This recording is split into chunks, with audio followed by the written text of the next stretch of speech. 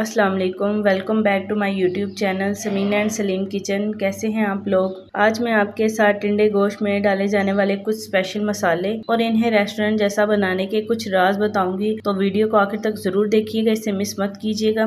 सबसे पहले हम आधा कप घी लेंगे। घी को हम जो है वो अच्छे से गर्म करेंगे और इसी में हम प्याज, अदरक, लहसुन को डाल देंगे और इन्हें हल्का सा हम बस फ्राई करेंगे।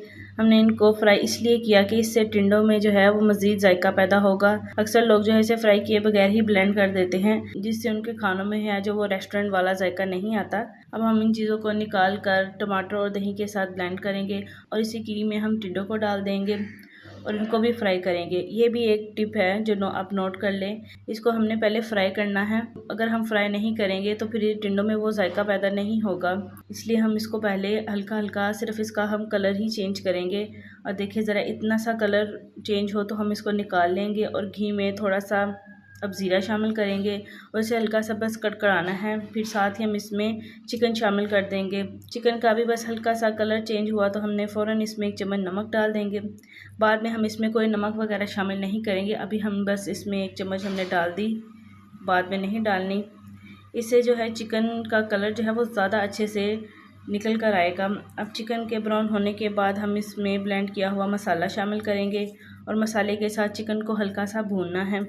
अब स्पाइसेस में 1 चम्मच भरकर लाल मिर्च डालेंगे, 1 चम्मच चिली फ्लेक्स, हाफ चम्मच हल्दी और 1 चम्मच धनिया पाउडर शामिल करेंगे और तमाम मसालों को अच्छे से भून लेंगे।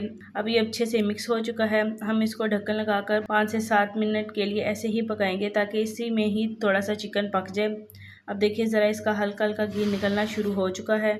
हम इसको थोड़ा सा भूनेंगे, फिर इसी में ही फ्राई किए हुए टिंडे शामिल करेंगे ताकि टिंडे भी जो है वो मसाले के साथ अच्छे से भुन जाए। और इन सबको इतना भूनना है कि इसका घी निकल आए। देखिए ज़रा घी निकलना शुरू हो गया है। मसाला भी देखिए ज़रा कितना दानेदार हो चुका है।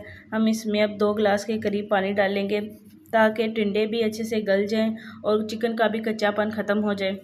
बिल्कुल आखिर में हम इसमें 1 चम्मच काली मिर्च डालेंगे और इसे अच्छे से मिक्स करके कवर लगा देंगे और 10 से 15 मिनट के लिए हमने सिर्फ इसको पकाना है। अब देखिए ज़रा टिंडे गोश्त बिल्कुल तैयार हो चुके हैं। हम इसको गरम गरम रोटी के साथ सर्व करेंगे। आप वीडियो में मौजूद तमाम टिप्स को फॉलो कीजिएगा तो आपका टिंडा गोश्त यकीनन बहुत मज़े का बनेगा। अगर आपको वीडियो पसंद आई तो चैनल को सब्सक्राइब करें, वीडियो को लाइक शेयर करना ना भूलें। फिर मिलते हैं एक और मज़ेदार रेसिपी के साथ।